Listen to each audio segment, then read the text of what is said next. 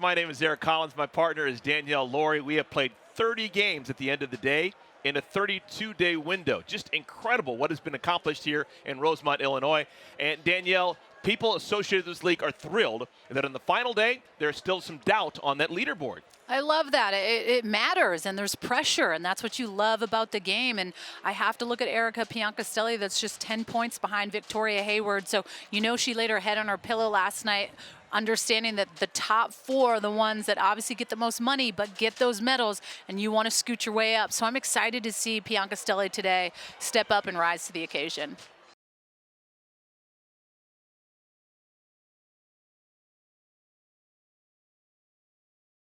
Hi, I'm Jordan Larson. I'm a proud member of the Athletes Advisory Board for Athletes Unlimited, and I'm super excited to be throwing out the first pitch today.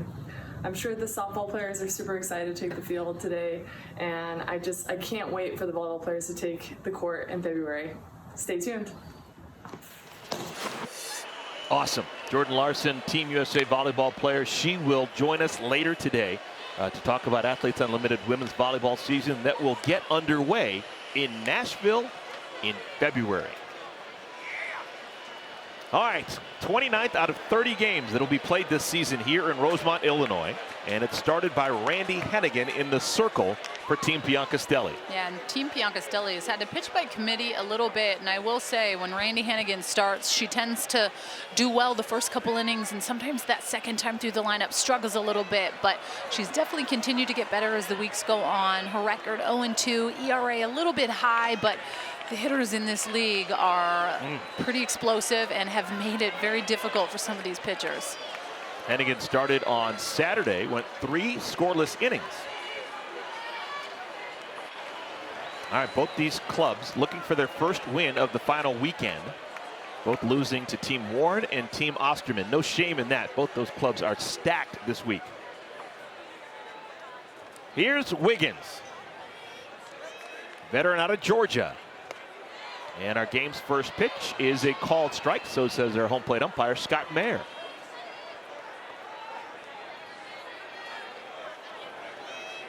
Megan Wiggins ended our day yesterday. She made the final out for Team Ocasio in their loss against Team Osterman. Pulls it down the right field line, 0-2 to Wiggins. And Megan Wiggins is one of the women in my eyes who really vindicated and justified what we're doing here. You know, she's been a pro for 9 years. She's played in Japan. She's been there and done that, won championships, been player of the year in different leagues. She committed to this, and she has been a real factor. She still can play at a high level, and it's been fun to watch her playing with new blood in this league. Well, yeah, and I mean, you look at how successful she's been, batting .348, has a good amount of home runs, but at times Eric hasn't been on those teams that are winning. And when you're not on those winning teams, you can struggle a little bit going atop the leaderboard, because we know that every single inning matters with your 10 points and winning games. So you can be successful as ever, but if you're not on the teams that win, it's hard to move up the leaderboard. And I'm loving that screwball on the outside part of the plate. It's a great spot.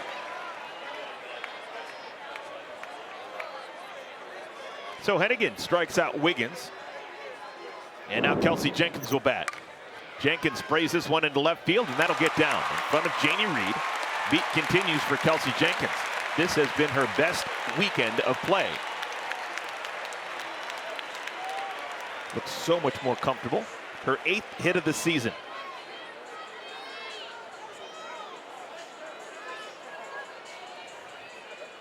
All right, here's Nadia Taylor.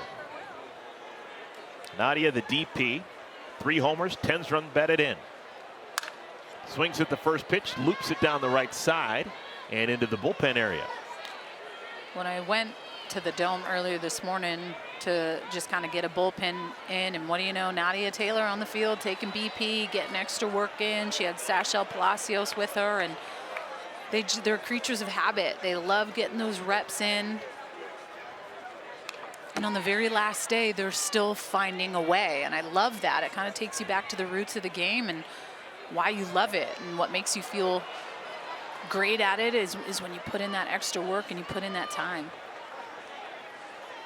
29th on the points list for Nadia Taylor, 29th of 57.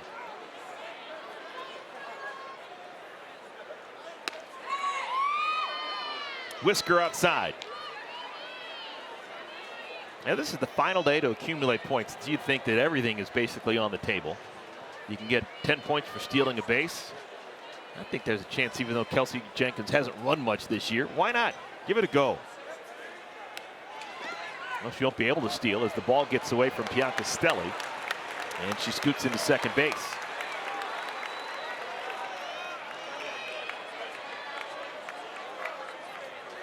So runner in scoring position, 9 pitches into the game.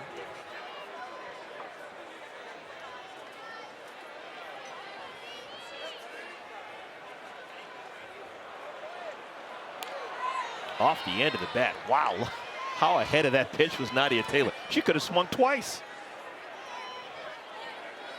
This is a 53-mile-an-hour changeup. Totally ahead. Lucky to have made contact with that to extend the AB at 2-2. I think it hit the top of the bat. 2 balls and 2 strikes. To the shortstop. Fagan, 2 down. Jenkins moves over to third. Well, we have Hennigan and Piancastelli, the battery. On left side of the infield, Jaquish and Fagan. Just saw Fagan with that play. Theresa Meyers, second baseman. Sam Fisher's at first base with Reed, McCleney, and Perez in the outfield.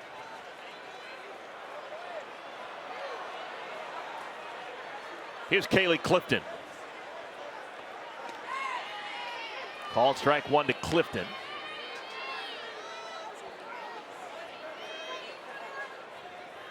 Super solid. All 5 weekends, Kaylee Clifton. Seen her at shortstop, second base, a little bit out in right field, but always gives you a good at bat. I like it. Hennigan hitting great spots, and she's really been able to kind of get that changeup going. Every time Piancastelli puts that sign down, she's able to locate that pitch. Good location, first strike. Finds herself a head hero, too.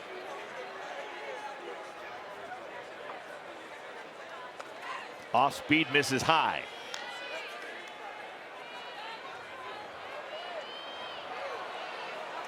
Clifton middle of the pack in terms of points, 38th out of 57.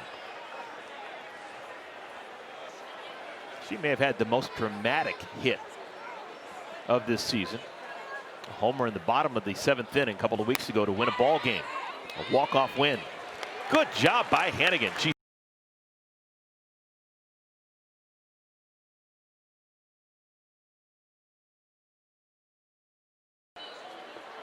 bottom of the first inning, Team Ocasio unable to score. Now Team Piancastelli heading to the bat rack.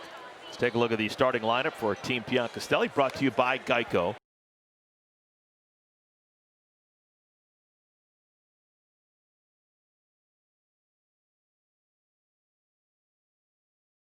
And Jessica Burrows played at Florida State. She's someone that's not going to blow you by with the speed, but one pitch of hers that I absolutely love is she throws that R.A. Dickey knuckleball. She's 1-3 on the season, 33 innings pitched. And we're off. Called strike 1 to Jaquish. Jaquish was an absolute monster a week ago. And trying to get to that form tonight. She's just 1 for 5 on the week with a couple of walks. And there it is. There's that knuckleball. That's a tough pitch to be able to throw because you have to get your hands on it properly to be able to flick those fingers to get the ball to not spin. Jaquish lifts it into right field. And the catch is made by Morgan Howe. So 3 pitches, all strikes, and out number 1 here in the bottom of the first inning. Jessica Burrows is working with Sachel Palacios behind the plate. Nicole DeWitt, Shelby Penley, left side of the infield with Clifton and Jenkins right side. Ocasio, the captain, out in left field with Wiggins, and Howe also in the outfield with her. Here's Piancastelli swinging at the first pitch. Foul territory. Jenkins makes the play. 4 pitches, 2 outs. This is an important day for Piancastelli. Currently, she has the 4th most points in the league. She's 4th out of 57, but she is 10 points away from Victoria Hayward. And that is easily surmountable. So we're keeping a close eye on Piancastelli and Hayward in this evening's game. Here's McCleney. If there was another week of action, I think McCleney would make a real statement to try and be in that top 5 of the leaderboard. She's playing magnificently over the last 2 weeks. So far this weekend, 2 for 6 with a homer. And drives this one into the gap left center field. That'll bounce off the wall. McCleney on her way to second, and she'll stop there. A line drive machine is Haylie McCleney. She just unloads on this pitch, up in the zone. Such a pretty swing, has such good barrel control, a lot of speed. Knows it's a double for sure, thought about maybe a triple, and then she'll take the 20 points. Here's DJ Sanders. Shortstop yesterday, DP today. .333 batter with 4 homers. She's got a .333 batting average. In each of the first 2 games this week, she's gone 1 for 3, which is .333. Hard on the ground, that'll make it through. McCleney's being waved around third. Wiggins' throw is cut off. Inning win for Team Piancastelli. RBI single, DJ Sanders.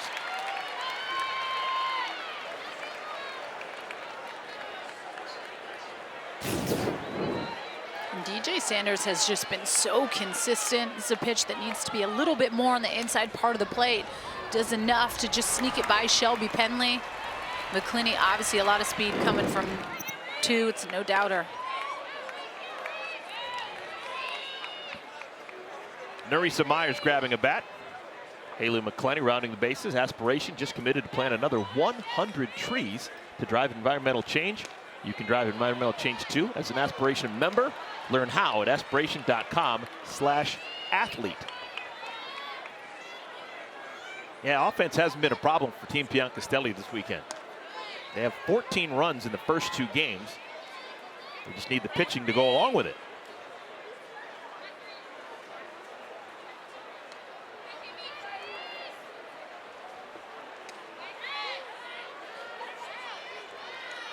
Three balls and a strike to Meyers. Let's see if she's aggressive here.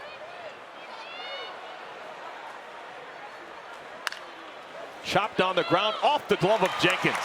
Sanders didn't know where it was. Now gets a late start heading to third, but she'll make it. Runners on at the corners. 3 straight base runners for Team Piancastelli here with 2 outs. And she turns on this pitch, and this is a tough play by Jenkins, right? If you got to glove this up, because if you do miss it, this is what's going to happen with Clifton wanting to cover her and have her back there. And it's kind of one of those things where you want to maybe leave it up to chance for Clifton to be able to field that, but we all know the natural reaction as an athlete when the ball's coming at you. Sometimes it's hard to make your body stop. It scored as an error. I'm sorry, it scored as a base hit for Meyers. So 10 points for her. And now Theresa trying to get herself caught in a rundown between first and second, but Palacios not biting.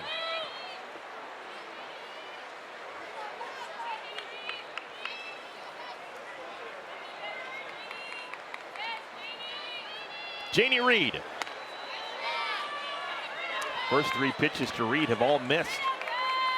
So Burrows retired Jaquish and Piancastelli, but then back-to-back hits. And now a 3-0 count to Reed. 4-pitch walk, bases loaded.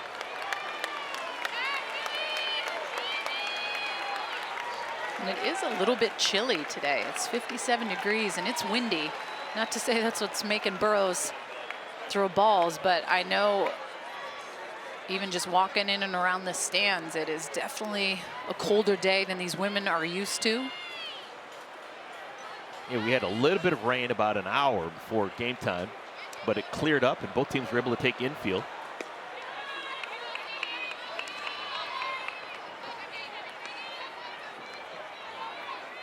Sammy Fagan.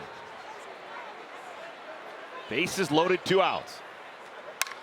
On the ground, Clifton from the outfield grass side is retired.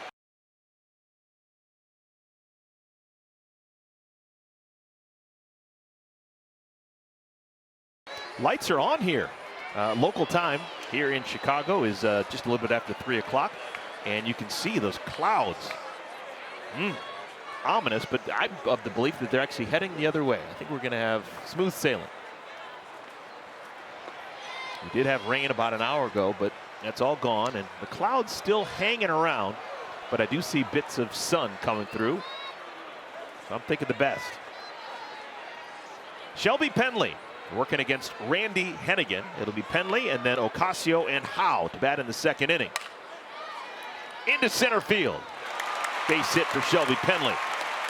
Veteran is aboard to begin our 2nd inning.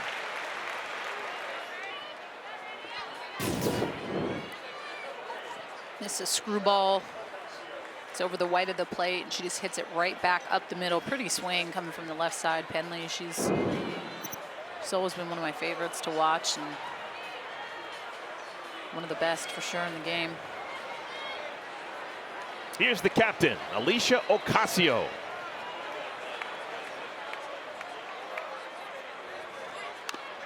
Tries to lay a bunt down, and it's foul. Alicia Ocasio is mic'd up, presented by Sparta Science.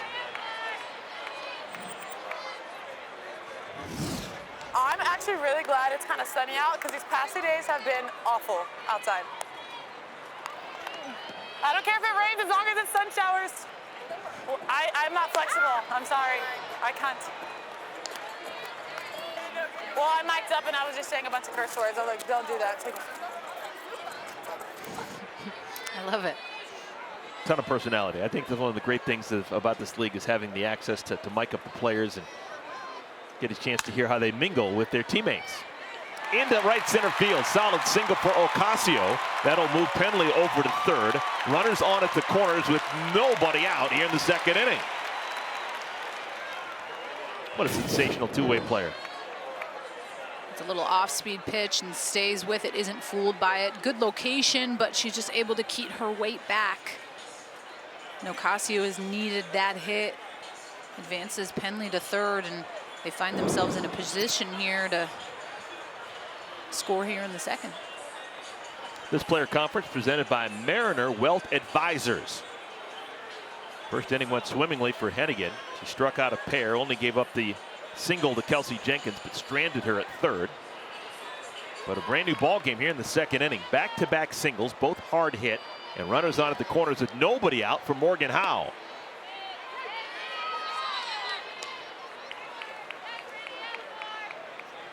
Howe out of Arizona State, started at Fresno State. She's been impressive. .354 batting average, 17 hits and 48 at bats, and this is the matchup that she likes. She kills right-handed pitching.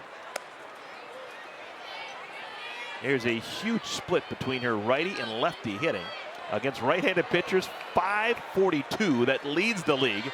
Just .222 against lefties. And the southpaws tend to take precedent over the lefty hitters just because they're not used to seeing that lefty curveball away. Into left field, medium deep. Janie Reed makes the play. Tagging from 3rd and scoring is Shelby Penley. So the first run of the game for Team Ocasio, and give 10 points to Morgan Howe on a sacrifice fly.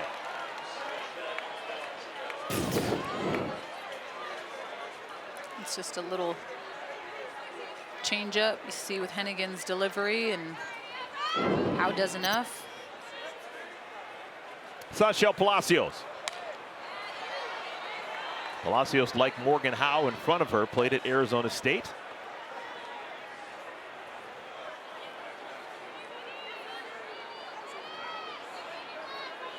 All right, sun is out in full force right now.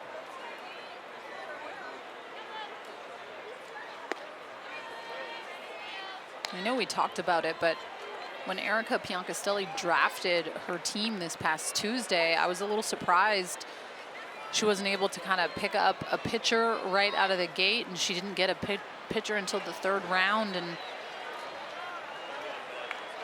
that's really been the struggle for Piancastelli's pitching staff. I mean, altogether they're 0-7, so not one of these pitchers on her team has been able to get a W yet.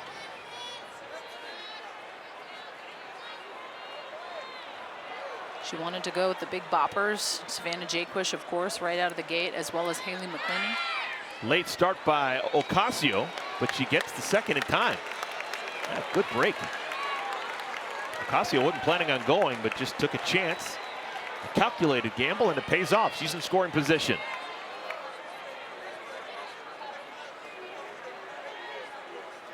Second wild pitch of the game for Hennigan. 3 balls and 2 strikes to Palacios.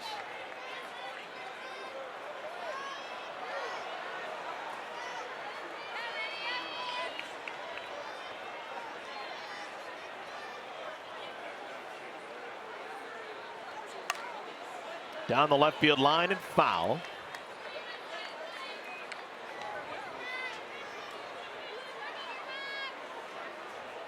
Hennigan's been a pro before. Spent last summer in Cleveland, Ohio, playing for the Cleveland Comets.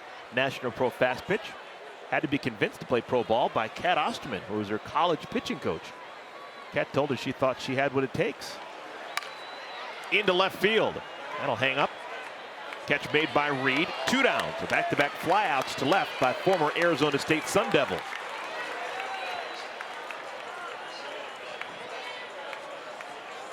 So 1 more to get for Hennigan. It's the number 9 hitter, Nicole DeWitt.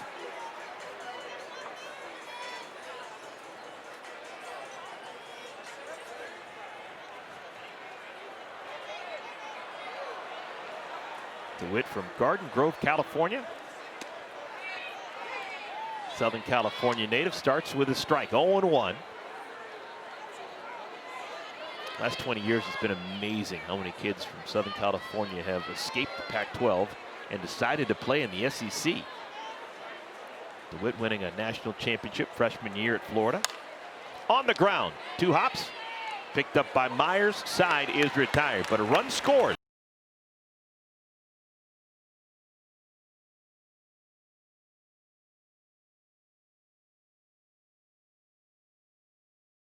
The parking lot in the dome. Well, and you also have to remember that Sam Fisher softly to third. Nicole DeWitt does her job. 1 pitch, 1 out in the bottom of the second. that these women are in this shielded environment, right?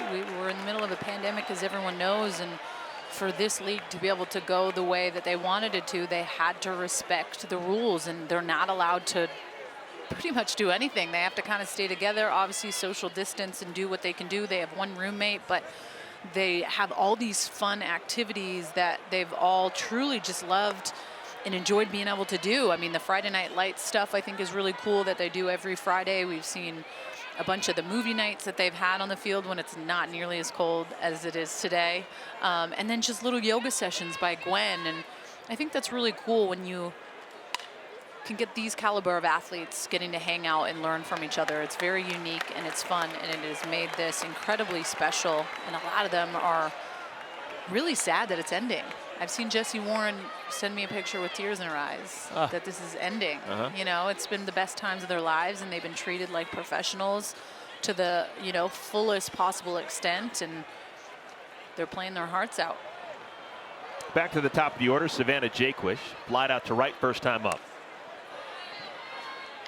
I think one of the things that it's a fantastic idea that we haven't talked much about is the fact that this is a league that is based entirely in one spot. There's no travel, and so sometimes the money that you waste traveling players from place to place and relocating and getting everything you need from venue to venue, you can channel into other spots and basically make the home venue where everyone's going to be for the 6 weeks as comfortable and as wonderful as possible. Well, and you have to remember too, this is a league that's going to continue to move forward in such a positive direction, and you know, fingers crossed next year we're not in a situation where there's a pandemic. Chicago has so much to offer. This used to be my favorite place to be able to play with the Pride, to be able to come and explore the city, which is only 35 minutes away. And, you know, Rosemont is extremely fun to be able to go, a lot of fun restaurants and stuff. So I love that it's in one spot and you don't constantly have to get on an airplane or on a bus and travel.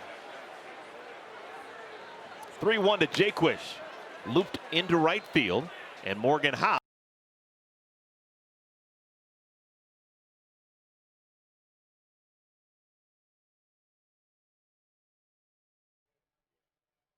All access all day. You paid for it, and we're giving you what you want. You asked, we deliver. I wish they could hear what I'm saying, because I can literally hear Danielle singing to these songs. I don't want to show off my historical speed. I don't know. I felt something hit my foot and my helmet, so I didn't see no swing. I think it might have been a cold strike. We going for the pitch or the swing because she didn't move her bat. Yes! Okay. Go ball! Go ball! Yes! That just made my whole year. I could quit softball right now. I'm sorry, I touched you. Runner. I feel like we need a runner Do it right now. Wow, thank you, goodbye. My heart's beating so hard out of my chest. That's been fantastic. Sachel Palacios. That just made my whole year. And I'm sorry I touched you. Yeah.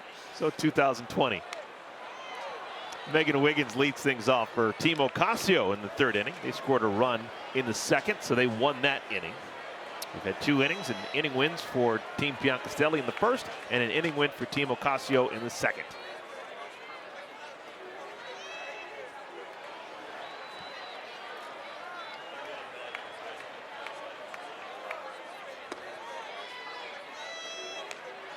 Is everyone at every level of softball always as friendly as we've seen when batters get to first base and they discuss things with the first baseman? Or is it only this way because of the composition of the league, where teams are changed every single week and everyone is friendly with everyone because you don't know if they're going to be on your team next week or the week following? Or I think it's a little bit of both of those. Some people, when they step across the lines, like, do not mess with them, regardless if you're my friend or not. When I am in the circle or playing first base or getting in the batter's box, I compete, and it's, don't take offense to it. But, you know, a lot of women play that way, and I love that. But you also are playing with your friends, and they're in this fun, shielded environment where they're getting to know each other and making a lot of new friends as well. So I'm sure it's a bit of both. Kelsey Jenkins, solid single first time up. Made it all the way to 3rd, but was stranded.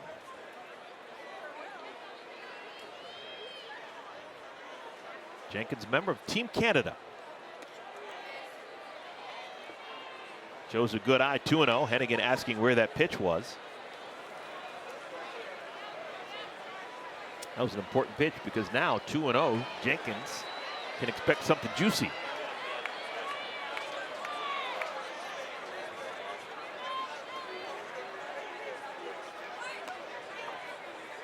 Two and one. I think Hennigan's done a nice job of hitting good spots. A little bit of a smaller strike zone, so sometimes you have to kind of figure out, hey, what can I get for a strike?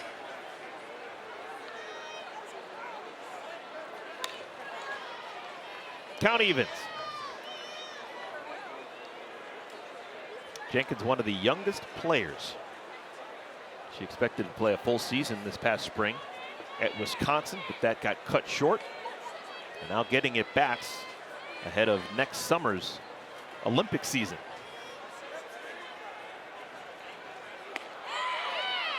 Bit outside, 3-2. So you say a bit outside, I say that's a great spot, 2-2. I want that pitch. Hennigan does such a good job of being able to locate. I get it. It's a little in the other batter's box, but that is a great pitch by her.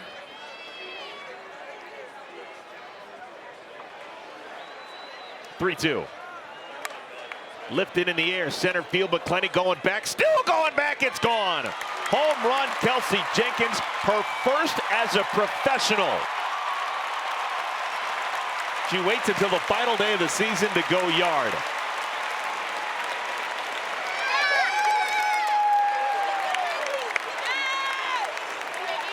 Pretty good start to her final game of the season. A single her first time up, but now a homer. This is just a changeup, missed a little bit too much over the plate, and you see that rotation and the spin on the changeup, super slow rotation, and Jenkins obviously not fooled and takes this out. And I always say, when you throw a great pitch and sometimes you think it's a strike like the last one and you don't get that, at times sometimes you can get hurt with the next one and something big happens. But I think Hennigan has done a pretty good job for the most part. She's going to be lifted for Kamalani Dung, but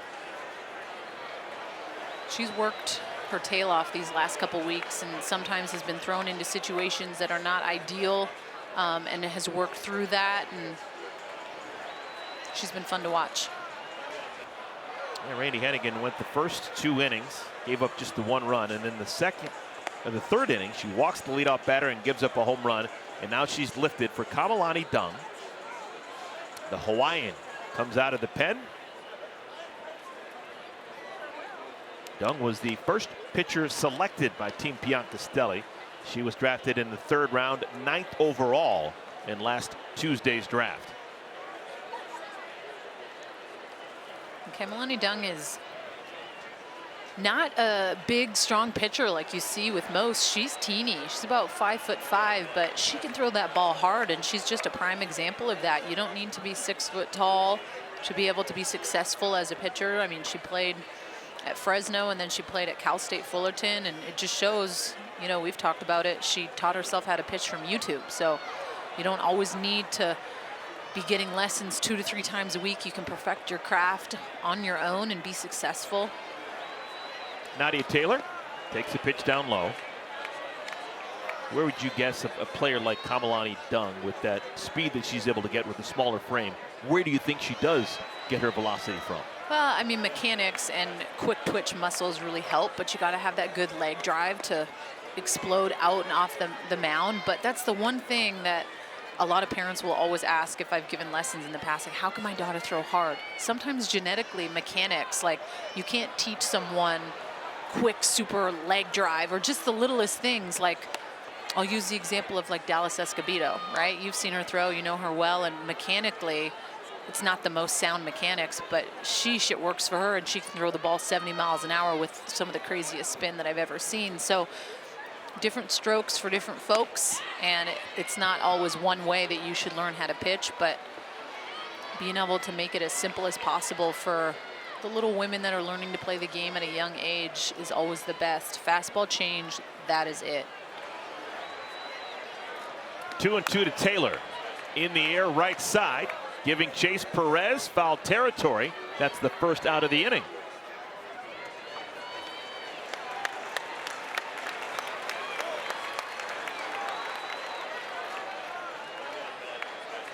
So Dung comes out of the pen, gets Taylor.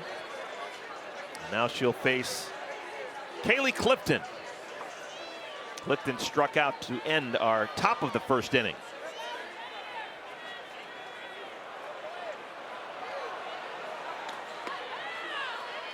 Take a look at Kaylee Clifton's spray chart, powered by 643.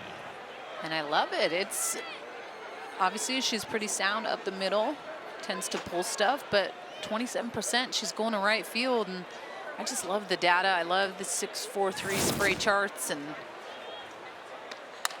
the data that you can get from players these days. Sammy Fagan, low throw scooped nicely by Sam Fisher. Sammy to Sam, 2 outs.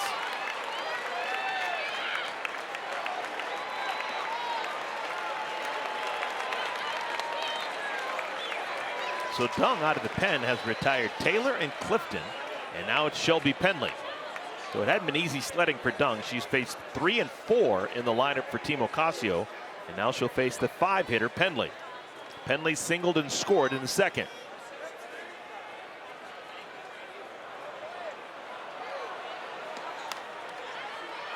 This is a battle of players from unlikely softball homes. Not necessarily softball hotbeds. You got Shelby Penley, who is from New Mexico. She's from the Albuquerque area. And then you got Kamalani Dung, who is from Hawaii.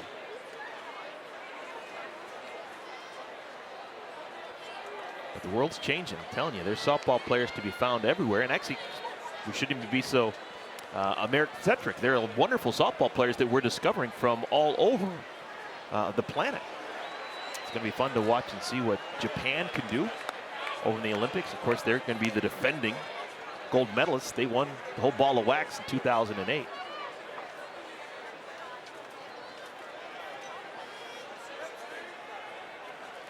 Two balls and a strike to Penley. 2-2.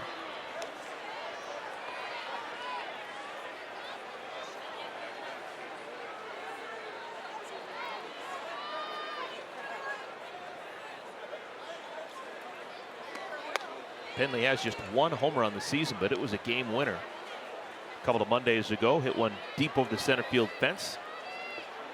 Game-winning runs. Don't tell me what you hit, tell me when you hit. And a good job there. 2-out walk drawn by Shelby Penley. She is aboard.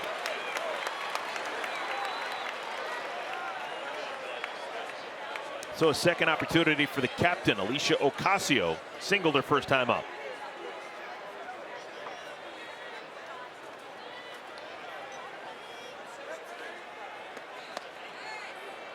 Called strike one.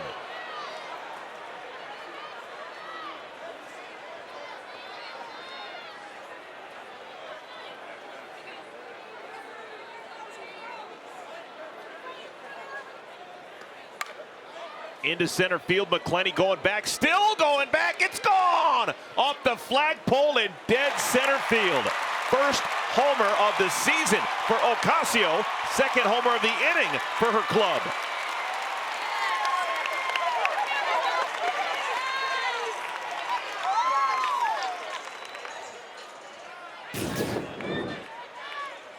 And I love this for Ocasio. This is a changeup, but the reason why I love it, she has struggled her last two outings in the circle, has been lifted right away. And this is why I can appreciate a two-way player. She can come in. McCleney with the great effort, so close, just off the foul pole.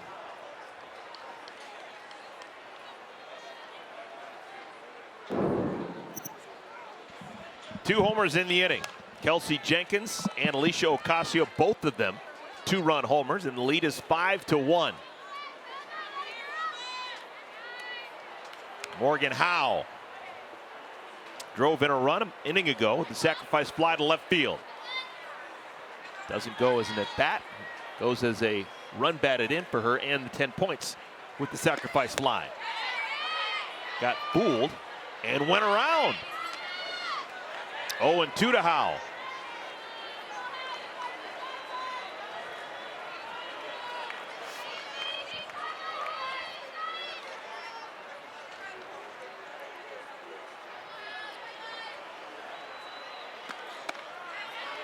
And Dung strikes out Howe, and the side is retired. This isn't the only sport, softball, that Athletes Unlimited has going for it. Also, coming up in the beginning of 2021, it will be Athletes Unlimited Volleyball. And to talk to us about that, we have Jordan Larson on the line. Jordan Larson is a USA Volleyball Olympian, and she's done so many wonderful things. Jordan, thank you for spending some time with us, and this is going to be fun talking about volleyball. Yeah, thank you so much for having me. I'm excited to be here. Talk to me about the formation of what we're going to see. It's going to be down in Nashville, Tennessee. It's going to be in February. The formation of Athletes Unlimited Volleyball, you've been intimately involved with it. How's the process been? Yeah, it's been great. It's been really fun to kind of be a little bit behind the scenes. You know, normally as an athlete, we don't get to see kind of the inner workings a little bit. And so it's been really cool to kind of draft players and get people excited. And I think people are just super excited about the fact that we get to play in the States. You know, oftentimes we're traveling so much that we don't get the opportunity to play here much. So I think that's first and foremost what we're really excited about. Well, I mean, can you add on that, like as a player and especially watching these women with the softball, what's one thing or a couple things that you're looking forward to the most? Yeah, just from what I've heard, like the athletes have had such a great time, and they've really created this bond. And obviously being together for 5 weeks, you know, and changing all the time, you know, it can kind of create some interesting dynamics. But I think we're all excited to compete and to gain exposure and to grow the game of volleyball just in general in the States. I think it's very high at the college level, and then a lot of us have to go overseas. So I think we're really just excited to gain and grow the game in the States and kind of keep going with that. You know, Jordan, there's a lot of unique aspects to this league. What do you think, like, the fans will enjoy the most over the 5-week competition? Yeah, you're right. There is a lot of unique traits, and I'm sure you saw it with softball. You know, like if you knew someone, you're able to kind of follow them and follow like that individual's path, like as they made their way through, you know, this 5-week, 6-week season. And you're going to kind of see the same thing with volleyball. You know, maybe you have one player that you just really love to watch and see kind of how, if they're nominated captain for that week, you know, how are they going to draft their team, or how, you know, what's their strategy going to be like coming into that week? And yeah, I think it's going to be fun. It's different, right? It's not what our normal standards of volleyball are, but I think it's going to be really exciting, and I think people are going to really love it. You know, and Jordan, lastly, the placement of the women's indoor volleyball professionally in the U.S., what does that mean for the future of the sport? Oh, it honestly gives me chills thinking about it, because I am just so, every time I had a talk with a club team, I'm just like, oh my gosh, you guys have no idea how great this is going to be. And like, you guys get to be here in our home country and represent and be able to play on home soil. I'm just so excited. And I know a lot of us that, I mean, I've been playing professionally now for 12 years. I can't tell you how excited I'm to be in the States and playing and then competing amongst some of the top athletes in the world. So it's going to be fun. Well, Jordan, you're going to have a whole bunch of fun, because I'm telling you, we have been around for the softball venture here in Chicago, and with this unique scoring system, you guys are going to have a unique scoring system. It's going to change the way you think about the game that you love. For sure. It has already started questions in my mind, like, okay, if I'm voted captain one week, what am I going to do? How am I going to strategize? You know, and I'm curious. We have weekly calls, and I know a couple of the softball players. I'm like, what was your strategy? How did you do? And so I'm really excited to have those conversations and really kind of take that into the volleyball. And I think it is going to expand just as an athlete, right? Like our mentality and how we think about the game. And it's really going to change that as well. Jordan Larson, thank you so much. And we wish you luck with this new venture. We'll be watching in February. Thank you so much. Yeah, that's fantastic news to know that this isn't just going to kind of end here. We still have so much more to look forward to, because I love being challenged as someone who loves sports, to watch sports in a different way. And I've loved the unveiling of this softball concept and having my thought process challenged on a day-to-day basis. And now it's going to happen when I get a chance to watch volleyball in February. I love it. And if Courtney Thompson's watching, she played volleyball at UW. You just heard your buddy say she hopes you come out of retirement. She told me that anyways, and you'd be perfect for this league. So you should be making a comeback. I think you should do it, Courtney. Well, we have 57 total players here playing softball. There's going to be 48 players with Athletes Unlimited Volleyball. But it's the same concept. Every week, new teams. Good at bat, DJ Sanders. 2 outs. Fell behind in the count, fouled off a whole bunch of pitches, which is nothing new for her, and draws the walk. So 10 more points for DJ Sanders, and she's aboard for the second time today. You know, and a lot of people like the sport of softball because it's so fast-paced, and that's why I've always loved volleyball. Like, anytime you can watch these women that are 6 foot plus the libero, the tiny little one in the back, and the setter, like, I used to go to UW volleyball games all the time. They had won the national championship in 2005, but I was just in awe with how quick-paced the game was. I mean, you can get a ball right in the chest, and you're all good. I loved it. Kelsey Jenkins tried to sell it. She was like a wide receiver in football, trying to keep her feet in bounds, even though that played no factor. It's called foul, and it's nothing but a strike. Somewhere Jerry Rice is smiling. 0-2 to Theresa Meyers.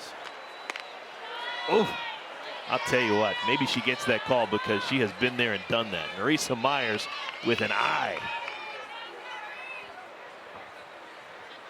If she doesn't swing at it, it's not a strike in my book. On the ground, should end the inning. Ironclad defensive work by Clifton. Side is retired. We're playing the 4th inning here at Parkway Bank Sports Complex. So far, so good for Team Ocasio. They leave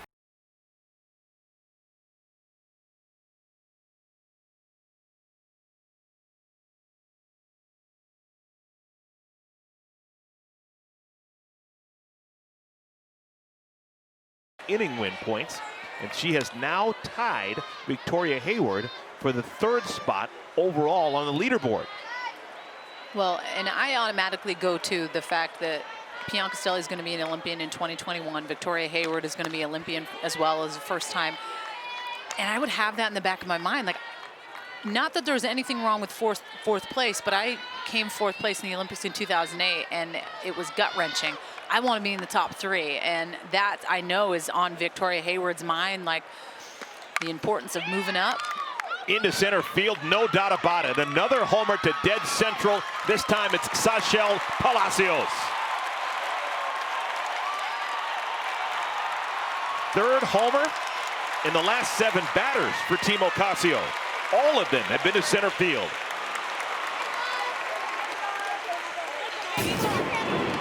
I love this. Sachel Palacios was getting reps earlier this morning with Nadia Taylor at 9 a.m. And she's putting it to work out here today. She's been so patient, continuing to put in that work day in and day out. First homer of the year for Palacios. 40 points, one swing of the bat for her.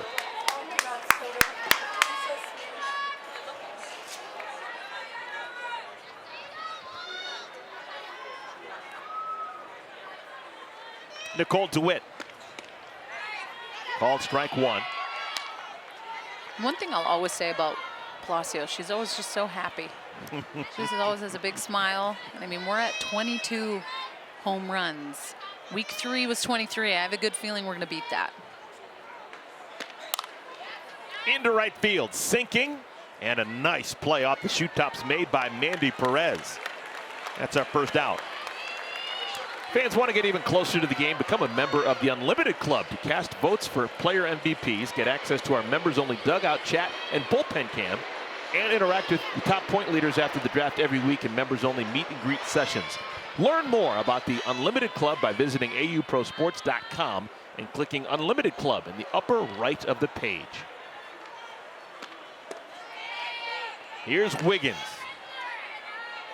Walked and scored an inning ago.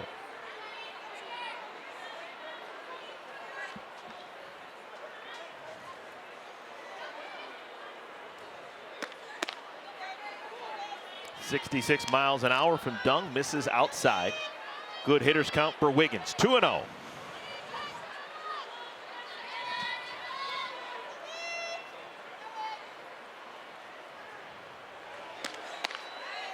We're going to have a good one later tonight. The final game of the season. It's Team Warren, Team Osterman. Both 2-0 on the weekend. Jessie Warren has actually never lost a game in which she's been a captain. She is 8-0. But she'll be tested. It's going to be Haley Wagner getting the start for Team Osterman. Danielle O'Toole starting for Team Warren.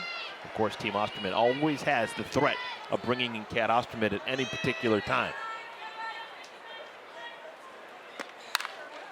Solid bit of hitting right there. Gorgeous swing to the opposite field, Megan Wiggins.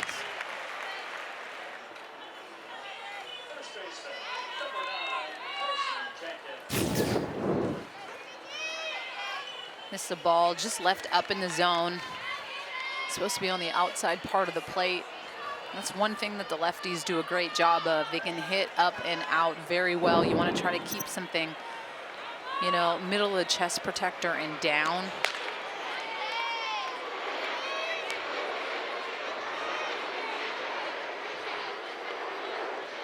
Dunn came on an inning ago in relief of Randy Hennigan. Hennigan left after giving the home run to Kelsey Jenkins, who's in the batter's box right now. Jenkins has had a good offensive day, that homer, and also a single in the first inning. 70 points.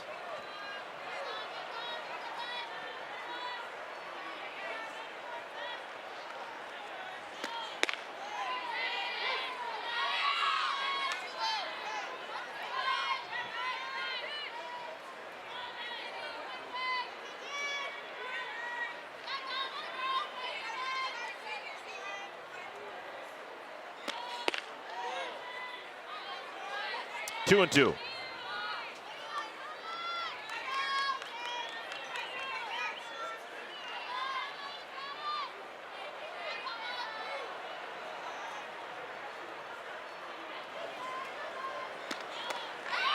Swung on and missed. Second strikeout for Dung. Second out of the inning. This is a great spot by Dung. The rise ball up and the big hack by Kelsey Jenkins. Pretty pitch on the inside part of the plate. Here's Taylor. Nadia 0 for 2. Hammer down the left field line. Will it stay fair? It will. It's a homer. The veteran Nadia Taylor. Homer number 4 on the year.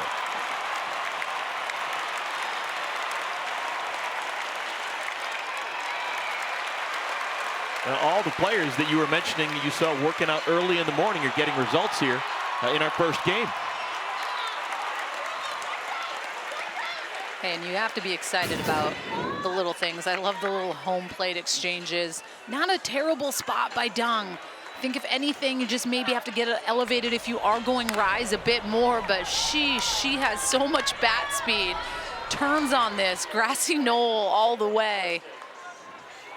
Nadia Taylor she's so fun to watch.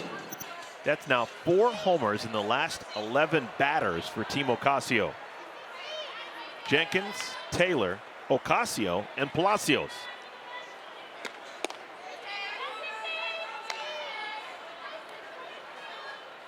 Always feels good when Nadia Taylor, who has put in a ton of work, gets results.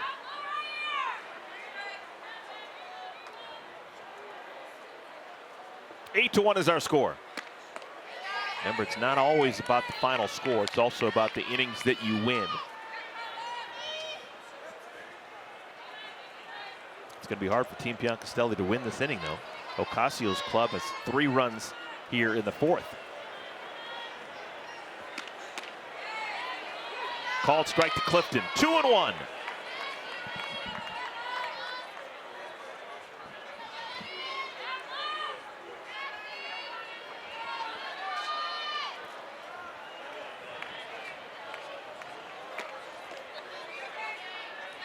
Three and one.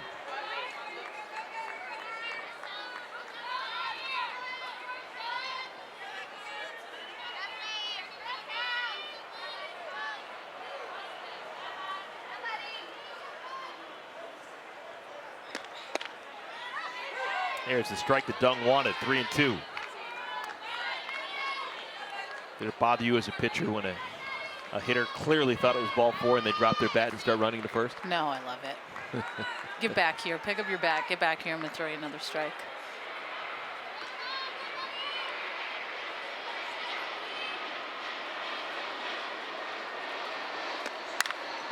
In the air.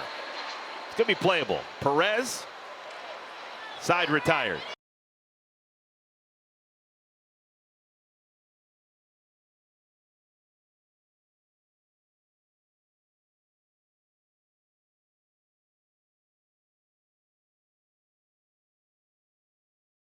Bottom of the 4th inning. Well, civic responsibility is a big part of what Athletes Unlimited is all about. Here is Janie Reed on the cause that she's playing for. My name is Janie Reed, and I play outfield, and the charity I'm representing is called Help One Now. What made me want to support Help One Now is that my husband went on a missions trip with one of his teammates. He plays professional baseball, and they went down to Haiti and the Dominican and worked with Help One Now. And back in the States, we've gotten to catch up, and I've gotten to hear more about the organization, and it's just really inspiring. They've built a school down there. They've been a part of other projects, and they're really concerned with ending poverty all over the world. And they believe that they can do it equipping local leaders and equipping the people, like teaching them how to farm and teaching them how to be self-sustainable so that they're not always depending on other countries to support the local communities. I love that, and that's what makes this league honestly so special, is you get to choose a cause that you want some of your bonus money to go towards, and I absolutely love that, and it's something deep and meaningful to these women and special. And it makes it almost bigger than the game, and that's why it's so cool. Sammy Fagan bounced to second, first time up.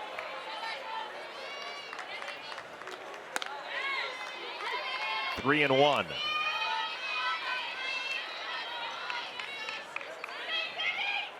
Jessica Burrows has done a good job. Burrows has given up just 3 hits.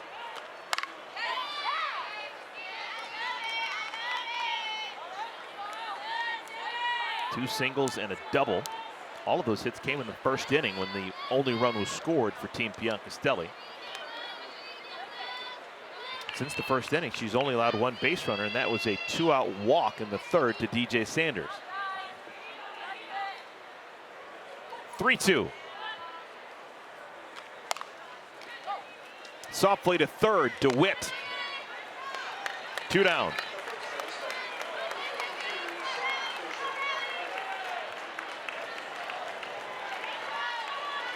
Keeping it on the ground, that'll help. I think she's done a really good job. She's just been consistent, had that little hiccup in the first inning, but besides that, that's it. 5th start of the season for Burrows. I mean, you have to look at some of these hitters in the lineup. You have to look at Savannah Jaquish and Piancastelli. They're 0 for 4, both of those together. McCleney had a double offer, but she's done a great job against those powerhouse hitters.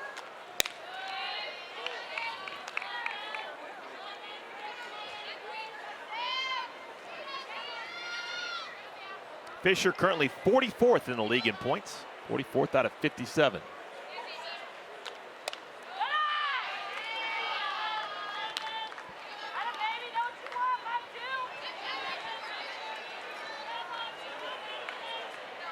This has been a whirlwind. After tonight, it'll be 30 games in 32 days. Slice down the right field line. It is a fair ball. So a 2-out single for Sam Fisher. So a 2-out base runner here in the 4th inning. Inning points are on the line. Team Ocasio, they scored 3 times in the top of this inning. So Team Piancastelli has some work to do. Number 9 hitter, Mandy Perez.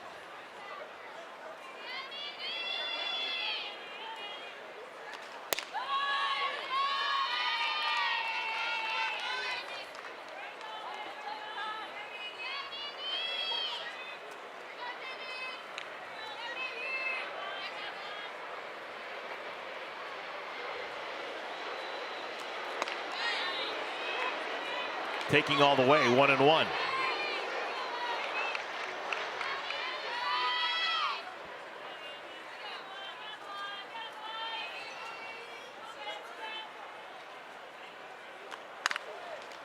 Wide of the bag at first.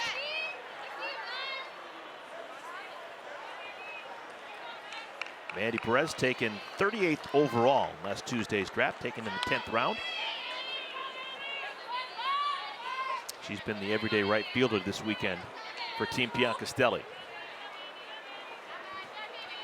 2 for 8 over the weekend. This one going to be a base hit. Good job by Perez. Flips it over the second shortstop's head, and it's back-to-back singles for Team Piancastelli. And now we'll go back to the top of the order and a chance for Savannah Jaquish to do some damage. And this is supposed to be a rise ball on the outside part of the plate. It just doesn't get up enough. She's able to barrel that up. Great piece of hitting and hustle by Mandy Perez.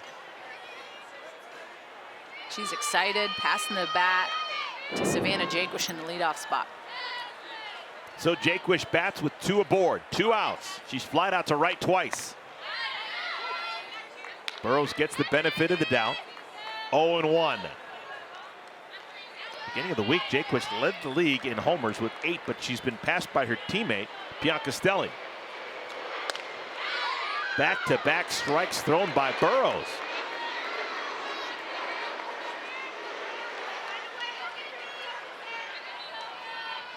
Jaquish just 1 for 7 on the week.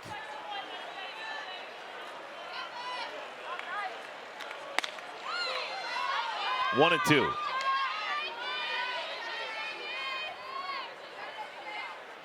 Theresa Piancastelli, 9 homers in 15 games. It's hard to do. Jaquish into right field, looking for a gapper. It's off the fence and over. She's got 9 homers. What a bolt of lightning. Didn't expect that. A 3-run shot with 2 outs, 3 straight hits, and the inning is tied.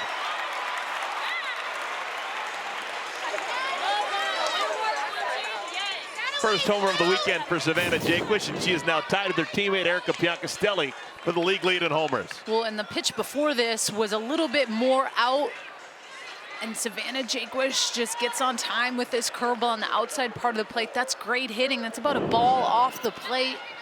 She's able to tag that to right field, and it just gets over. Wow.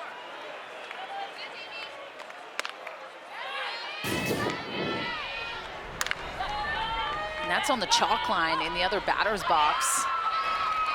And I don't know, I have to go back to Mandy Perez and the excitement and how hard she ran down the line and was clapping her hands, looking at Jaquish like, let's go, your turn, and passing the bat. And I think that's so contagious when you see that and your teammates are pumping you up and supporting you. And she steps up in a big situation with a 3-run bomb to tie the inning here, which would be one of those innings that you're trying to win. And as of right now, if no one scores, it would be a rollover inning into the next.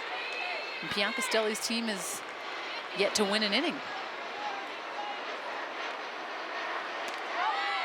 Soft and a strike, 49 miles per hour.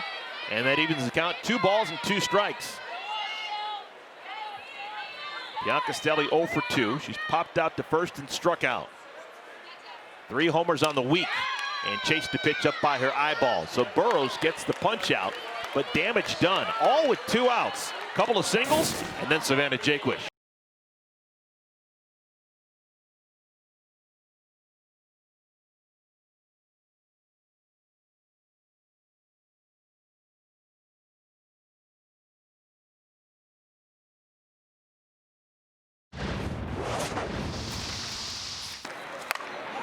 Hit well, center field, a lot of wind. Will it stay in the ballpark? Oh my goodness!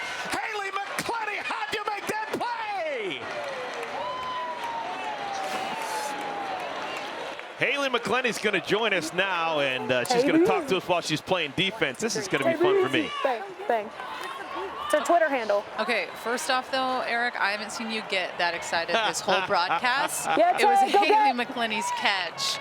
Go get Tay, go That get really Tay. got you. You lost your voice, I think, for the rest of the night. Hey, Haylie, how you doing out there in center field? Oh, I'm doing great, man. Living the dream. How you guys Seems doing? like there's a bunch of wind. Everything's going over your head in the ball right now. There's a lot of wind out here. I mean, we are in the windy city, so that's to be expected, but it's definitely blowing out today. That is for sure.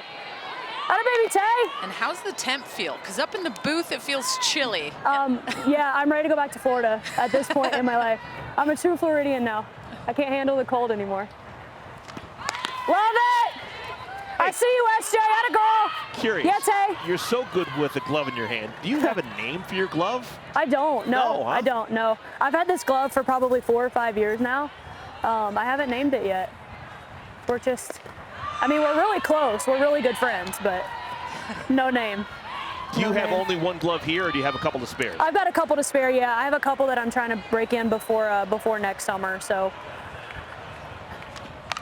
Oh, make a play. Haylie, I saw you kind of comment to Mandy Perez, and that was the highlight besides the home run by Jaquish was her AB and her excitement. Yeah. Just talk about, you know, how cool it is to be able to play with so many different players and how this game truly matters every single inning. Yeah, it's awesome. I mean, for us in that inning to come back after they put up a 3 spot in the top to be able to get 2 outs and then push the envelope, I think was really big for us. I mean, that's the whole point of us being here, right? Is like every inning's up for grabs. There's always points to be had. It really doesn't matter what the end score is until the bottom of the 7th anyway. So, like, why not pass the bat, continue to rally, continue to rack up as many points as you can? And I mean, it's our last day here. Like, let's have some fun with each other, you know? Yeah, fish! Sorry if I'm screaming in your guys' ear. I apologize. No. Yeah, Tay, atta baby. I mean, and I was gonna say it is the last day. Yeah. And I am a little bit sad. I mean, what has been some of your highlights over the course of the weeks of this league and how special it's been? Man, it's the people for me. I mean, honestly, I think you go into this experience, you know, kind of expecting what it's going to be like. And I was completely blown away and shocked by just the relationships I was able to develop with people I'd always played against but never played with. Like Vic Hayward's a great example.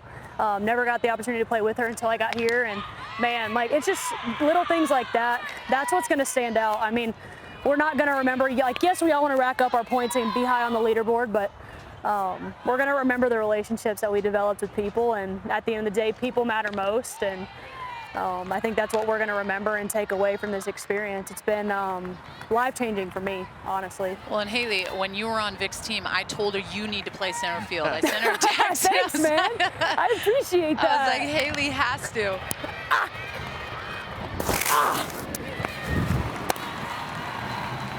Thanks for having my back. Oh, I got you. Dang.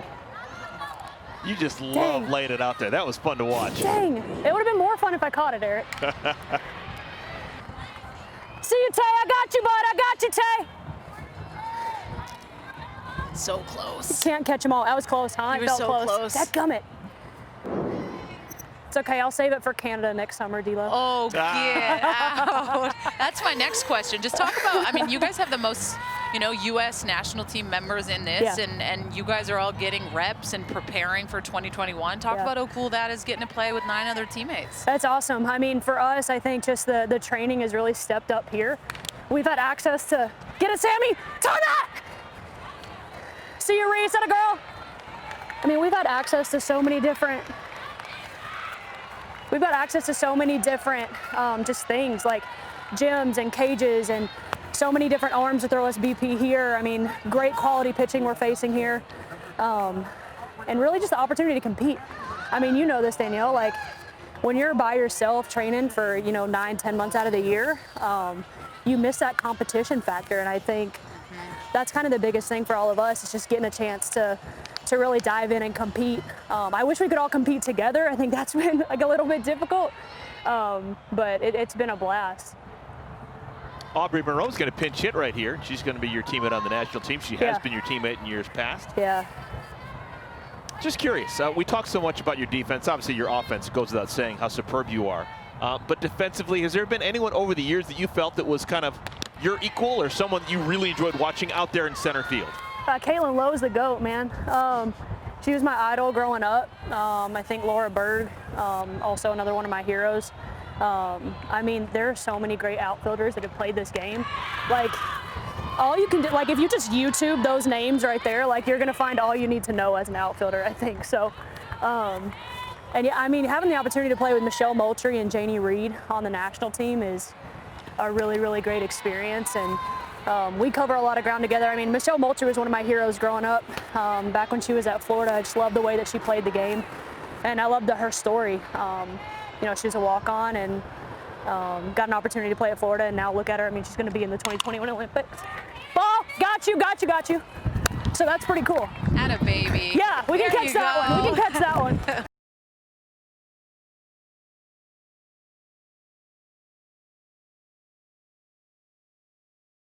Haylie McCleney, we just had a chance to talk to her half inning ago, and she leads things off. We've got inning points on the line. The 4th inning was tied, so that 10 points rolled over into this one. And because Team Ocasio did not score in the top of this inning, if Team Piancastelli can score, everyone on their team will get 20 points.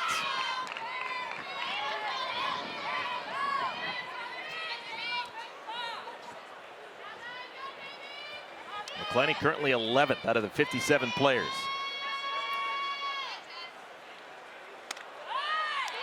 Jessica Burrows has missed on the first 3 pitches to McCleney.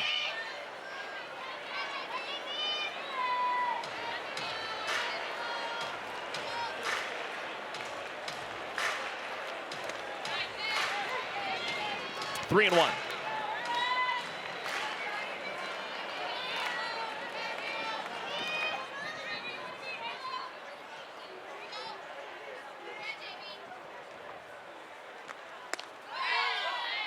So a 5-pitch walk to McCleney. She'll make her way down to first base. What fans, Topps and Athletes Unlimited partnered to launch the first women's professional softball trading card set. Go to Topps.com and get your limited set featuring all 56 athletes as well as additional cards about the league. October 2nd is the last day to order.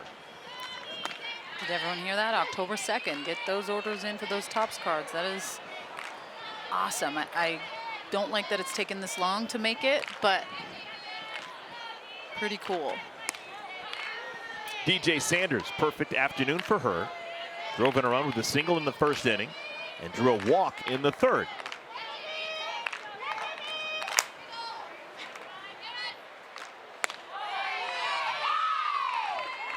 Two and one. Sanders 13th on the leaderboard. She was a captain a couple of weeks ago. The way this league works is each and every week the top 4 players in cumulative points are the captains for the next week's games. So there was a time a couple of weeks ago, and DJ Sanders had one of the top 4 point totals, and she got a chance to draft her team. 3-2.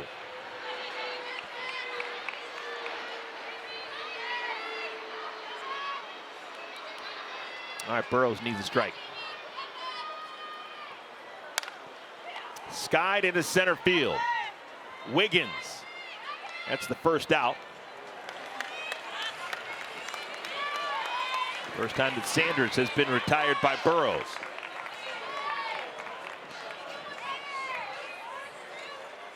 Here comes a professional hitter, Theresa Meyers, 1 for 2. Decorated career for Theresa Meyers has taken her all over the globe. High drive, deep right field. Gone! A homer! A no doubt about it shot from Theresa Meyers. That's how you do it.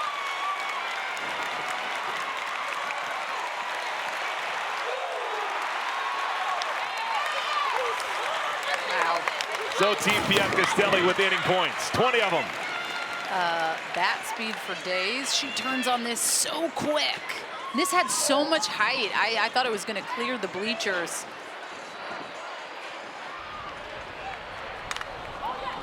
Holy smokes. And I don't know it did clear the bleachers. I don't know it for a fact, but that could very well be the last AB she ever takes. So to me, it's like not official, obviously. Do not know that, but. And Teresa's been playing a long time. Played for the Great Britain national team last summer. Tried to qualify for the Olympics. They didn't make it. She's also played in Italy.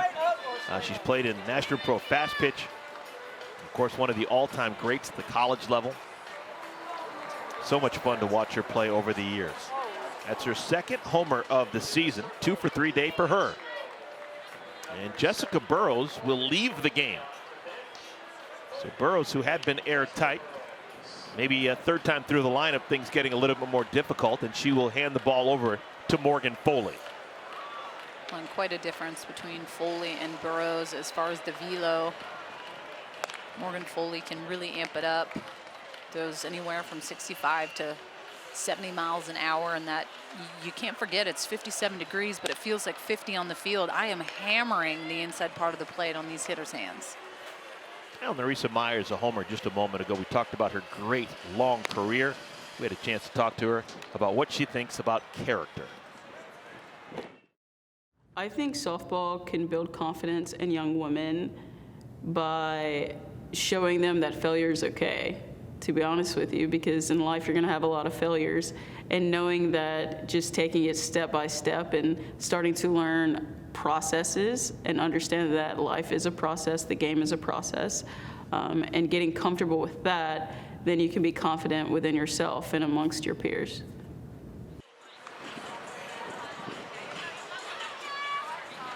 So Theresa Meyers doing her thing.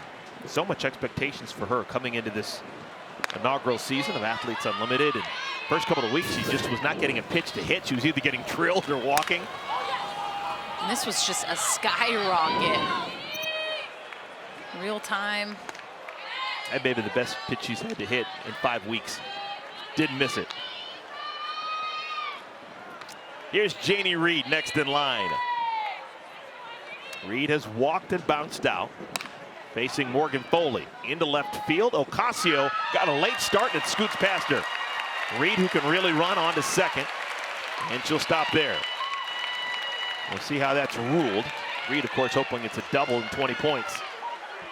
But it's going to be scored an error on Ocasio. So no points for Reed. She is on at second base.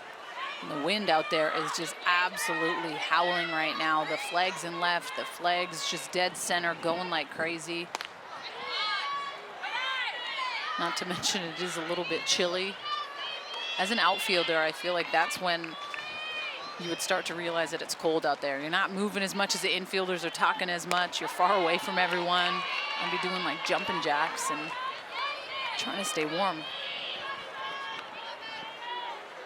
Sammy Fagan, a couple of bounce outs. One to second, one to third. Inning began with the walk to McCleney. Sanders flew out to center, the homer by Meyers, and then the two-base error by the left fielder Ocasio.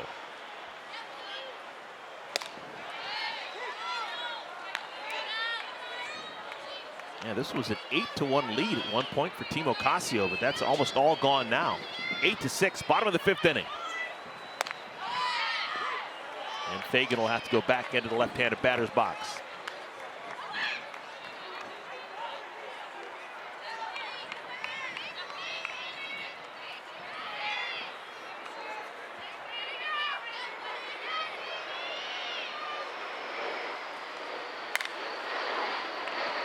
Out of play.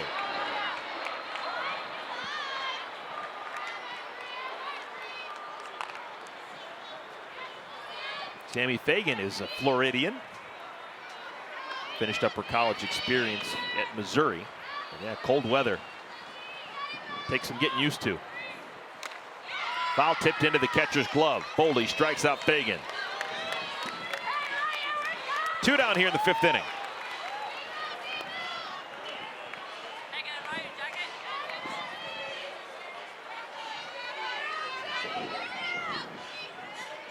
So how big was that homer now for Savannah Jaquish in the fourth inning? She homered, giving Team Piancastelli 3 runs to tie the inning. And the rollover innings resulted in a 2-inning win for Team Piancastelli here in this fifth inning. And oh, by the way, that homer by Jaquish tied her with Erica Piancastelli for the league lead. They both have 9.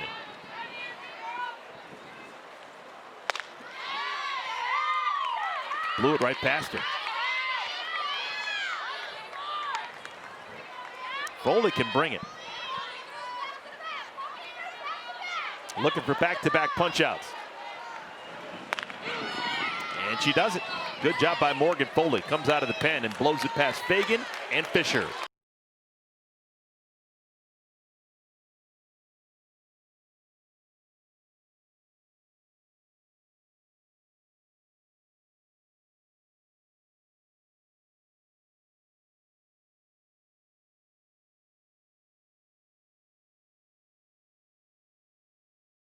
Day. She's 3 for 3 with a homer, and she's back in the thick of things. Nicole Penley comes off the pine, lays down a bunt, fielded beautifully by McQuillin. And we have our first out of the sixth inning.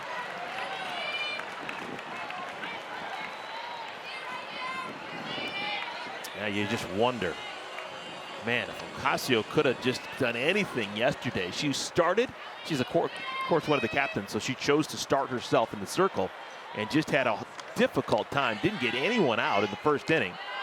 Suffered 6 earned runs, and that's a negative 60 points. Really hurt her. Megan Wiggins. Tougher than woodpecker lips. Look at that, not even wearing any sleeves. Doesn't feel the cold. I'm a fan. Megan Wiggins, so far today, is 1 for 2. Scored a couple of times. She's drawn a walk and single.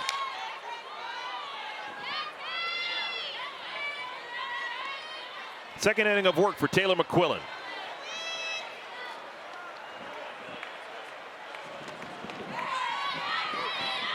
Two and two.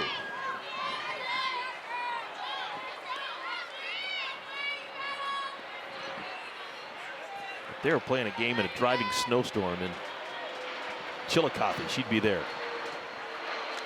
Loves to play the game. This will be fun. Tough chance. And Fagan, nope, doesn't make the play. Wiggins was busting it down the line. I'm not sure Fagan had a play. Well, fans, head over to auprosports.com for custom merch, watch party kits, and pick'em games. And stay connected with Athletes Unlimited year-round by following us on social at AU Pro Sports. So it's going to be an error on Sammy Fagan. So no points for Wiggins. She's aboard with 1 out. Kelsey Jenkins, the batter. Jenkins 2 for 3 with her first professional homer.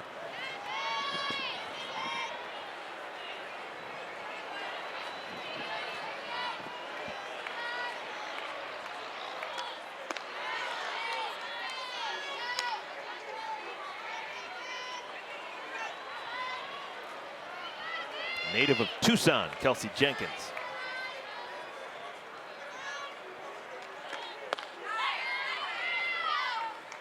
One and two. Yeah, if anyone's suited for this weather, it's Kelsey Jenkins. She played at Madison, Wisconsin for the Wisconsin Badgers. And they had played a lot of games, you'd imagine, in March and in April in temperatures that are way lower than this. Well, and when I was walking over kind of near where the bullpens are, and obviously we play together on Team Canada, so we stop and talk. I'm like, KJ, it's kind of cold out here today. She's like, this is not cold. I don't need sleeves. This is fine. It's been way colder where I played. I was like, well, maybe it's just the older I get a little bit more chilly, but. 3 balls and 2 strikes. Jenkins has improved so much over the last 5 weeks. Strikeout for McQuillin. First strikeout for her since coming out of the pen. 2 down.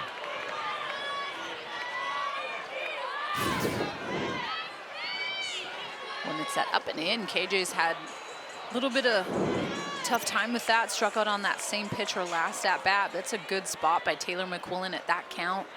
Coming up and in. Nadia Taylor.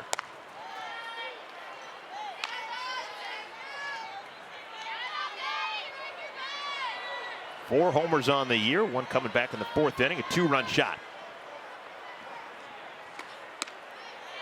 And that outside corner for me is just what Taylor McQuillin needs to be able to get for strikes when she's throwing really well. When she can get that screwball on that back door, curveball away from the righties and get consistent strikes, that's when you know she's really feeling it. She's always going to naturally have that curveball in her back pocket because she is that lefty as well as that drop into righties, but it's the backdoor screwball combination that complements everything else.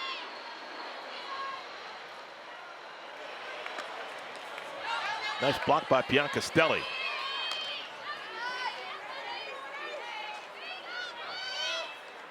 Well, for Taylor McQuillin, if anything happens the rest of this inning, all the runs will be unearned because the error by Fagan kept this inning alive. There it is. There's that pretty pitch on the outside part of the plate that the righties just take massive hacks at, especially Nadia Taylor. She will not get cheated.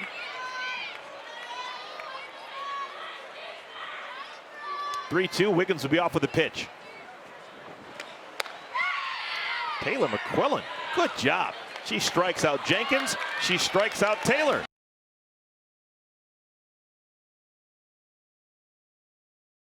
Making those types of catches is hard. So Mandy Perez made that play back in the 4th inning, and now she leads us off in the bottom of the 6th inning. Starting to get late. Only 6 more outs to work with for Team Piancastelli. They're down a pair. They've done a decent job of salvaging this game, though. They were down 8-1 and have since won back-to-back innings. They won the 4th and the 5th because of the rollover. And now the 6th is up for grabs. If they can score a run, they'll get 10 more points for winning this inning. And I don't know if you're thinking what I'm thinking, but a couple weeks ago when Ocasio had to leave and Piancastelli had to take on the captain role and they won in the bottom of the 7th inning, I'm kind of feeling a comeback brewing up here in the booth to warm me up a little bit. Well, a 4-pitch walk to Mandy Perez. So Foley walks the number 9 hitter. And now we'll have to face Murderer's Row. Jaquish, Piancastelli, McCleney, and Sanders, the next 4 batters. That's the one thing that I remember being told in college. I know my pitching coach, Lance Glass, was watching. He would always say, do not walk the 9-hitter. The one thing you don't want to do is walk the 9-hitter, because you put someone down there to turn over the lineup to set players up like Jaquish, Piancastelli, and McCleney, and it's always tough when you do that. And Jaquish able to dart away from that pitch. This is what she did last time up. And this was a great AB. That's a ball in a bit off the plate. That's great hitting, but I mean, it's Savannah Jaquish. That's what she's been doing consistently week in and week out. She's had multiple home run games before. So good at making adjustments. And you see her tied with Piancastelli, but that's the biggest thing that I've seen from Savannah Jaquish is you may fool her and get ahead 0-2, but she will work herself back into a count. And we've got a time. Something happened with Mandy Perez at first base. She walked on 4 pitches and then jogged down to first base, and now working on her ankle. She slipped coming out of the gates.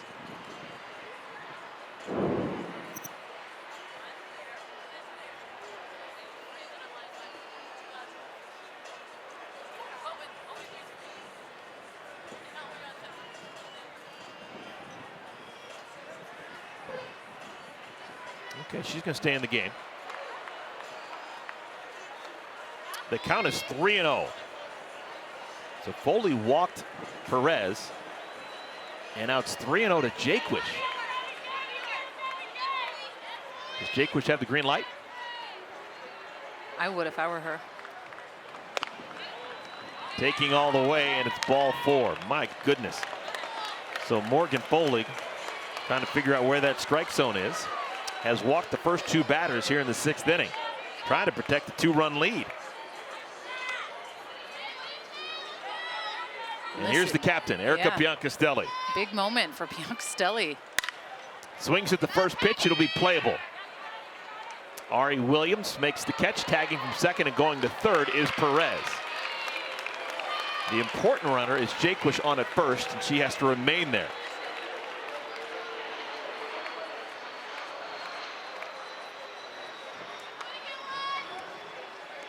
All right, this could be the at-bat of the game.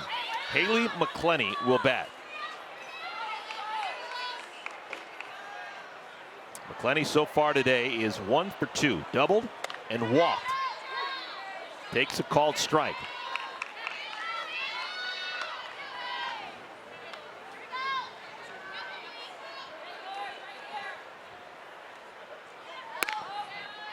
The infield is not playing in. They're playing at double play depth.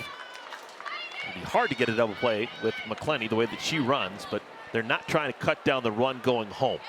Leading by 2, that run is not as important as the runner on at first. 2 balls and a strike to McCleney.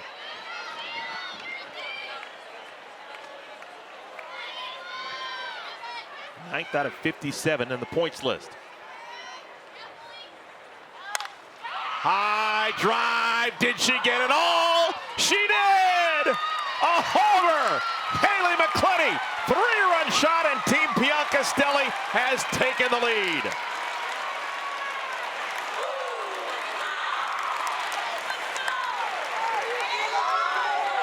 Oh my!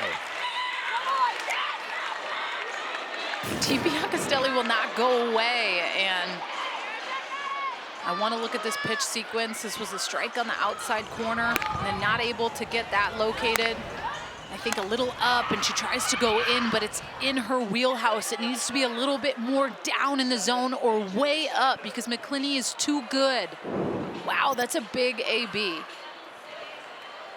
3rd homer of the game for Team Piancastelli. All of them have been 3-run homers. Well, I mean, and I have to go back, Eric. I have to go back to walking Perez and walking Jaquish. Solo shots are okay. 3-run shots are not. So that's where you hurt yourself. Like, everyone's always all right. You give up a solo one, it's okay. But when you walk 2 in a row to get to McCleney after the flyout to Piancastelli, I mean, this is what big players do. They step up in these types of situations. And we've just seen why Erica Piancastelli chose the big bats she has on her team because they can bat themselves right back into games, and they take the lead here 9-8. That may be a 110-point swing for Haylie McCleney. You get the 40 points for the homer. They won the inning now, so that's another 10. That's 50. And the way that she's performing, that homer, icing on the cake. She's now scored 3 runs. She's 2 for 3 with a double and a homer. She's in contention for MVP 1. That would give her 110 points just on one swing of the bat.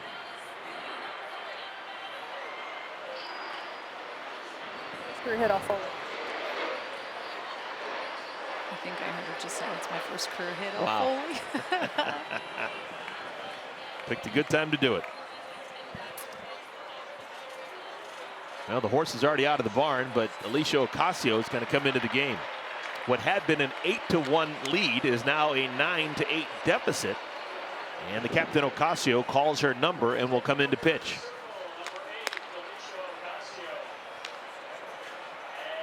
What is the thought process for an elite pitcher like Ocasio, who struggled so mightily yesterday and now pitches 24 hours later? Come in and get outs. I mean, you have to have such a short-term memory as a pitcher, especially when you do struggle the day before. And in this league, you have to be able to turn the page quicker than most because you are consistently going to be pitching. But I think for her, it's just coming in and trying to get outs and keeping this 9-8 game where it is to give her team a fighting chance going into the top of the 7th. Here is the game leaderboard, and for today's game, 100 points right now for Haylie McCleney, Savannah Jaquish, Theresa Meyers, and Ocasio, all with 80. And folks, we're talking about points because this league is based on points. Players, when they get their final paycheck, their bonus will be determined by where they are on the leaderboard. No one gets the same bonus. Everyone is different depending on where they are on that leaderboard. So it is ultra important. And this is the final day of action. So we're having movement and things are changing. And everyone's totally cognizant of where they are on the leaderboard. Ocasio, a ball and a strike to DJ Sanders.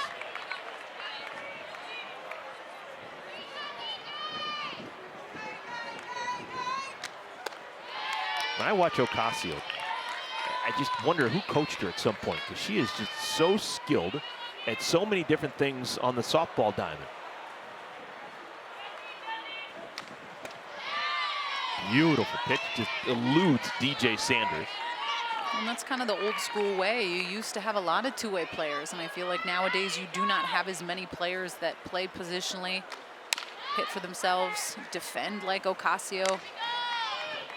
Picture perfect defense, and that is the second out of the 6th inning. Pitchers get 4 outs for every out that they record, so that's 4 outs for Ocasio, or 4 points for Ocasio.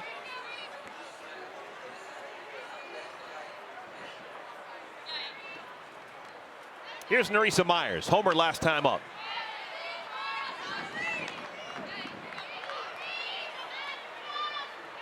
It's been a good day for Theresa. Single in the 1st, bounce out in the 3rd, homer in the 5th.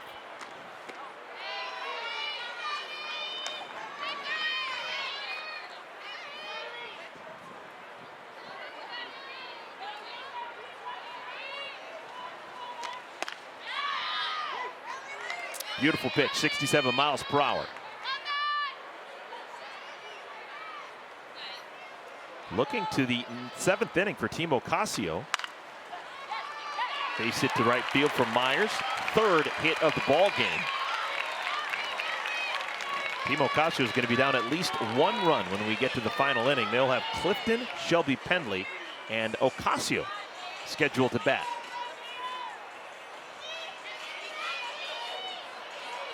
Still one more game coming your way. Athletes Unlimited Softball inaugural season at 8 o'clock Eastern right here on CBS Sports Network. Team Warren, Team Osterman, both teams unbeaten on the week.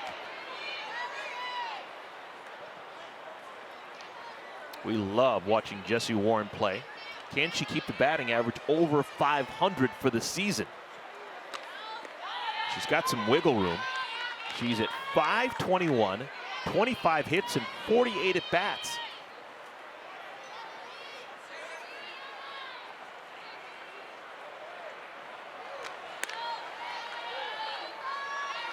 2 balls and a strike to Janie Reed.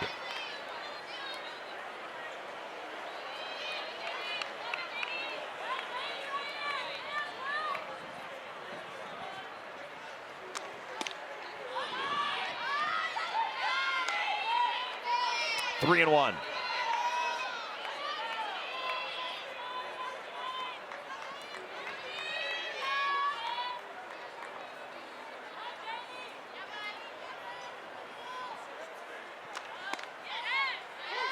Three and two. Gotta love the grit with Team Piancastelli. Down 8-1. They scored 3 times in the 4th, 2 times in the 5th, 3 times here in the 6th. Into right field. Williams goes back to the track and makes the play. Wow, didn't have a lot of room to work with, but a nice play by Ari Williams.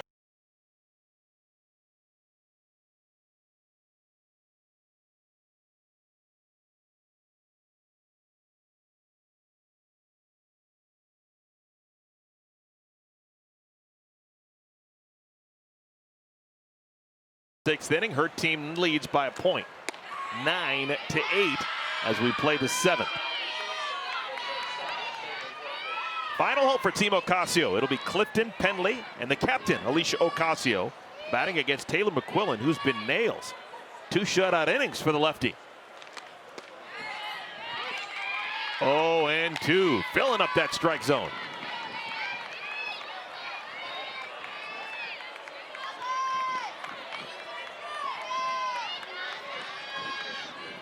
Clifton 0 for 3.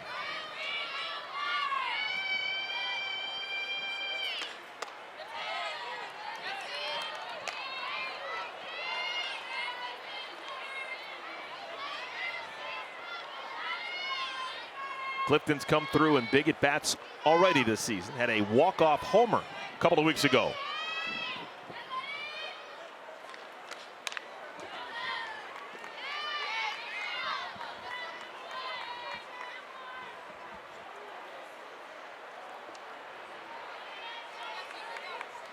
McQuillin came on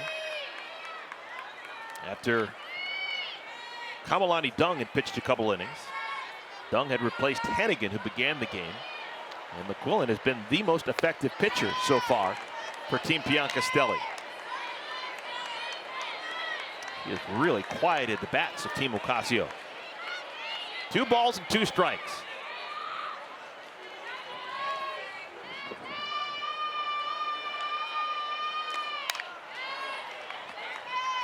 Yeah, Clifton's going to battle.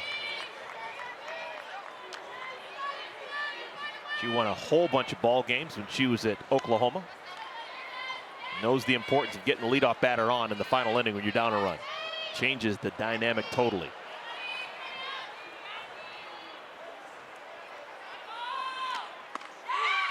Called strike 3. That's 3 strikeouts in a row for McQuillin. It's a great call by Piancastelli and an executed pitch by Taylor McQuillin. Kaylee Clifton so fooled, obviously, but I don't think she's going to be able to touch this pitch. The height and location on point. Shelby Penley, veteran shortstop, 1 for 2, scored a couple of runs.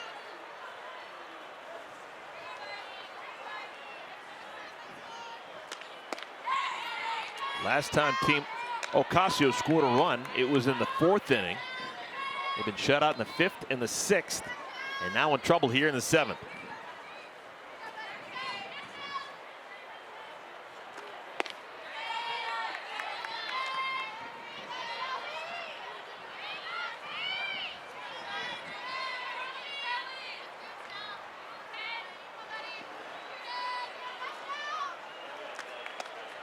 Almost clipped her. 3-1.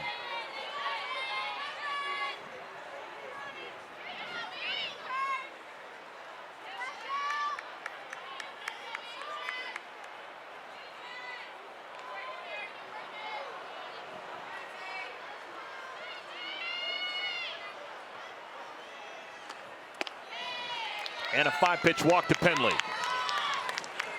Runner on at first with 1 out in the 7th inning. Let's take a look at our AstroTurf offensive player of the game, Haylie McCleney. Yeah, she is so clutch steps up. She is 2 for 3 today with a home run and 3 ribbies as well as 3 runs and 110 points on the day.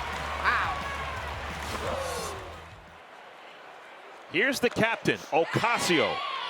3 for 3, 2 singles and her first homer of the season. She also came in to pitch in the 6th and recorded 2 outs. She's been productive today.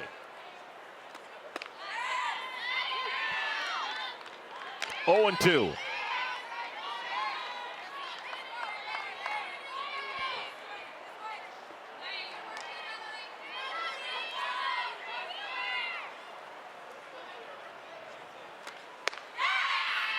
Three pitches, McQuillin strikes out Ocasio. 4 strikeouts in the last 5 batters for McQuillin. This has been the best we have seen out of her. I have to agree. Yeah, she's done a really good job kind of coming into that closer type role.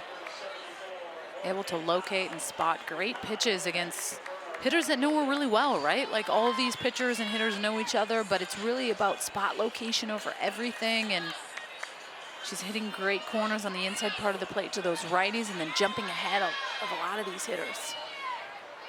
All right, the last hope for Team Ocasio is Morgan Howe, who re-enters into the game.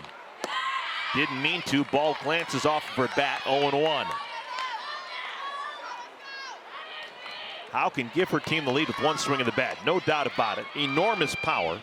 Twice we've seen her go over the scoreboard in right center field.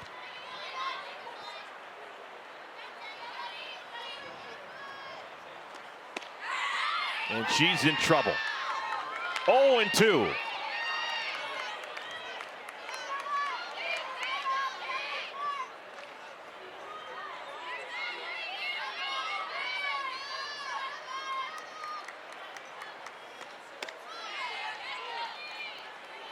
Ball and 2 strikes. Penley, the runner on at first, represents the potential tying run. It's a situation that has not been good for Howe. Lefties have been tough on her.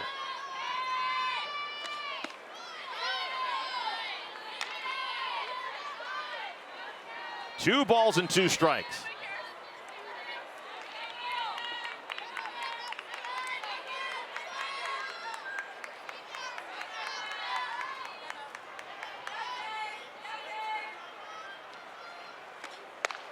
Got her.